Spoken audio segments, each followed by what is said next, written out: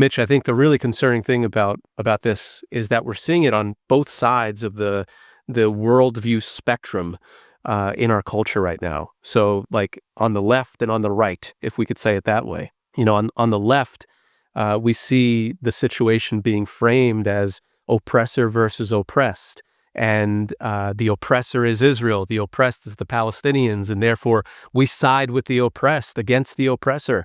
The line between anti-Zionism and anti-Semitism is basically non-existent. And then on the right, we're seeing it come up quite a bit.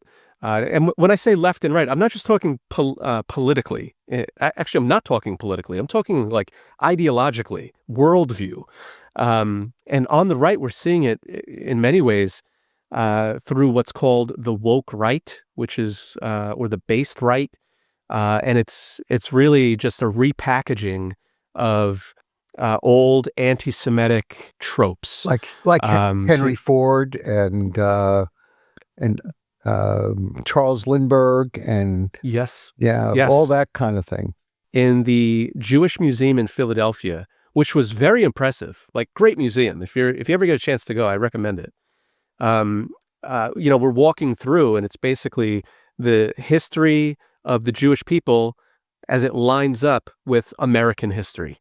Really fascinating, really well done. And when we get to the 1930s, the 1940s, you start seeing some of the stuff that was being espoused by Christian figures in the United States that was just totally anti-Semitic. Henry Ford, and there was this priest in the Detroit, Michigan area, Father Coughlin, right, who had a radio program and was just terrible.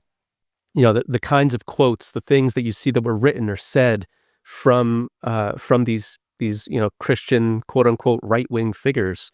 It's just like we're starting to see it echoed now by some very prominent, very persuasive figures on the right in our culture.